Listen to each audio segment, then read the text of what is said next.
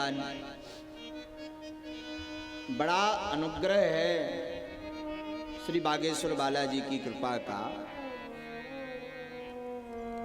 जिनके कृपामय प्रभाव के कारण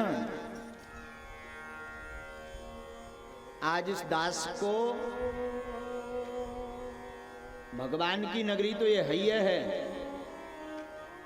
मंदिरों की नगरी तो है, पर परम पूज्य श्री शंकराचार्य जी ने हटा के बाद उपनाम दिया उपकाशी।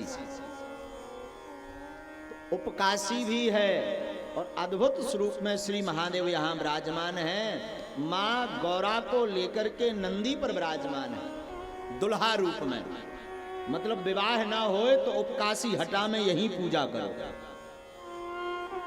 तो ये आपका कल्याण कर देंगे। ऐसे पावन नगर, संतों की नगरी,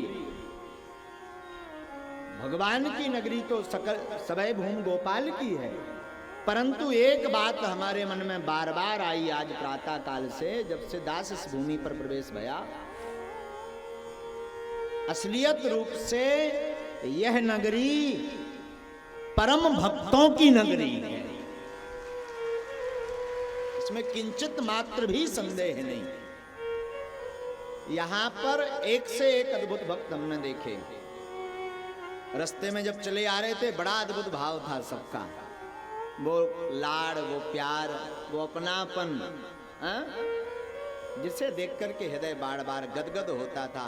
और दूसरा गदगद तब हुआ, हम इतने बड़े सौभाग्यशाली कि 11 मंदिर हैं इस नगर में, और सभी मंदिरों के सरकार अपना मंदिर छोड़कर, महंत तो पुजारी तो बहुत कथाओं में जाते हैं 7-7 दिन के लिए, पर पहली बार हम ऐसी कथा कर रहे हैं जिसमें स्वयं 11 मंदिरों के राम राजा और ठाकुर जी कथा सुनने 7 दिन के लिए आए। अब बताओ भाई क्या चाहते हो? हमारे लिए तो बड़ा साहब खूब अद्भुतता का विषय। अब वाणी से कह नहीं सकते। देखो, प्रेम और प्रसन्नता जितनी कम बोली जाए उतना अच्छा है, हा?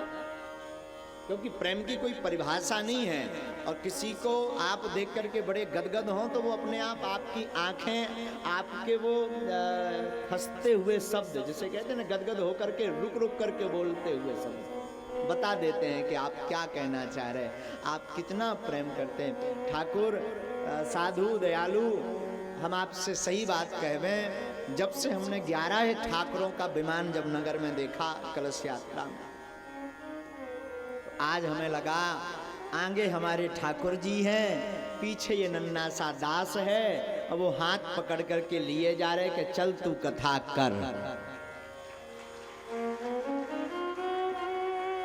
जबरदस्ती आज ये भाव हो रहा था कि हम लगभग 6 साल के हैं, छोटी अवस्था है हमारी। जिस प्रकार दादा गुरु हमारे करते थे कि दादा गुरु जब हमें पढ़ाते थे छोटी अवस्था में, कथा सिखाते थे, जबरदस्ती बाहें पकड़ लेते थे, बैठ। हमारी मैया छोटे में जबरदस्ती, वो पढ़ी लिखी नहीं थी मैया मेरी पढ़ी लिखी नहीं, पर जबरदस्ती बैठ बेटा, रामायण सुना, और एक लाठी बगल में रख लेती थी, अब बाँच।